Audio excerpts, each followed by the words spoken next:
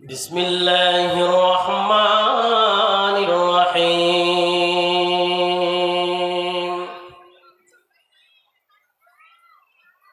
ফাযকুরুনি আযকুরকুম ওয়াশকুরু লি ওয়ালা তাকফুরুন। ধৈর্যের আগে আল্লাহ শুকরের কথা বলছেন। শুকর মানে কৃতজ্ঞতা। ধৈর্যের আলোচনা শুরু করার আগে আল্লাহ কিসের কথা বলেছেন?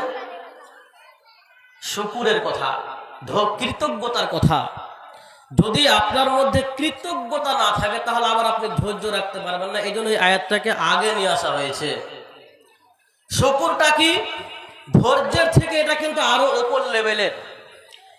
শুকর আপনার কোনো অঘটন ঘটে গেছে, ব্যবসায় লস হয়ে গেছে, সন্তান মারা গেছে, কোনো বড় ক্ষতি হয়ে গেছে, টাকা মারিং হয়ে গেছে, বাড়ি ভেঙে গেছে, এই সময়ে সবুর তো করতে হবে।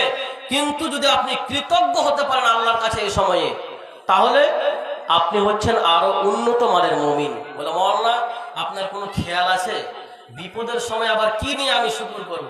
এখন ধরেন অ্যাক্সিডেন্ট হয়ে একজনের পা ভেঙে গেল, বাইক চালাতে চালাতে অ্যাক্সিডেন্ট করে একটা পা ভেঙে গেল, এই সময় আপনি আল্লাহর কাছে কৃতজ্ঞ থাকতে পারবেন যে হ্যাঁ আল্লাহ আমাকে অনেক ভালো রেখেছে, আলহামদুলিল্লাহ আল্লাহ আমাকে খুব ভালো রেখেছে।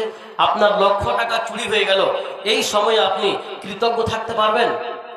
পারবেন না, সাধারণত পারবেন না। কিন্তু আল্লাহ বলছেন কৃতজ্ঞতার কথা। শোনো, ফাযকুরুনি আযকুরকুম, তোমরা আমাকে স্মরণ করো, আমি তোমাদেরকে স্মরণ করব। ওয়াশকুরু লি, তোমরা আমার কাছে কৃতজ্ঞ হও, তোমরা আমার শুকরিয়া আদায় করো।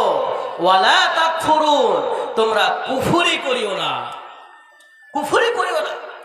একটা পা ভেঙেছে তো কি হয়েছে? আপনার জীবন তো বেঁচে আছে। যখন একটা পা ভেঙে যাবে তখন আপনি মনে করেন যে আমার একটা পা চলে গেছে, এটা নয়, আমার একটা পা তো আছে।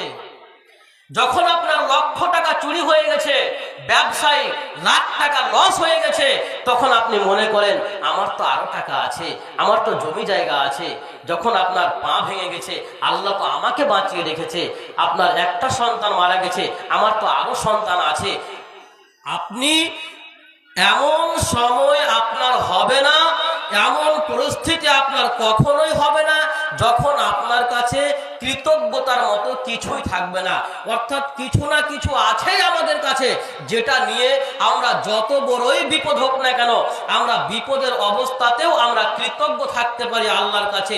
প্রত্যেকটা মুহূর্তে বাড়ি ঘর ভেঙে গেছে, বাড়িতে আগুন লেগে গেছে, সন্তান মারা গেছে, ব্যবসায় লস হয়েছে, আর কিছু হয়েছে, জমি জায়গার ফসল নষ্ট হয়ে গেছে, যত বড়ই ক্ষতি হোক না কেন, সেই ক্ষতির সময়তেও আপনার কাছে এমন কিছু আছে যেটা নিয়ে আপনি আল্লাহর কাছে কৃতজ্ঞ থাকতে পারবেন। কি থাকেন আমাদের কাছে?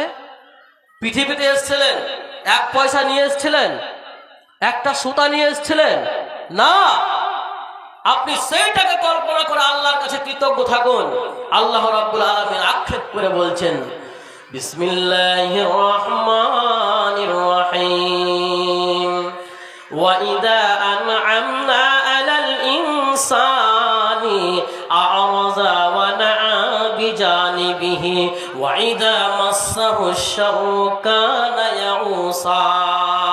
আমি যখন মানুষের উপরে অনুগ্রহ করি, আমি যখন মানুষের উপরে দয়া করি, আমি যখন মানুষের উন্নতি করি, আমি যখন মানুষের ডেভেলপমেন্ট ঘটাই, তখন মানুষ মুখটাকে ফিরিয়ে নেয় এবং অহংকার করে বসে।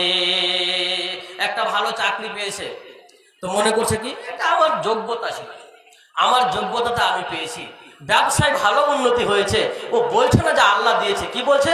আমার যোগ্যতা, আমার পরিশ্রম, আমার বুদ্ধি, আমার ক্যাপাসিটিতে আমি পেরেছি এটা। এবং অহংকার করে মুখ ফিরে নেয়, এটা তো আমার যোগ্যতা ছিল। আল্লাহর কথা তখন সে ভুলে যায় যে আল্লাহ তাকে দিয়েছে। অথচ আমি ভালো আছি তার মানে এটা নয় যে আমি ভালো খাই, আমি ভালো আছি তার মানে এটা নয় যে আমি ভালো ব্যায়াম করি, আমি অর্থ সম্পদের মালিক হয়েছি তার মানে এটা নয় যে আমি খুব বুদ্ধিমান, আমি খুব পরিশ্রমী, বড় আল্লাহ আমাকে সুস্থ রেখেছেন, এর পিছনে আল্লাহর দয়া রয়েছে। আল্লাহ আমাকে ধন সম্পদ দিয়েছেন, তার পিছনে আল্লাহর দয়া রয়েছে।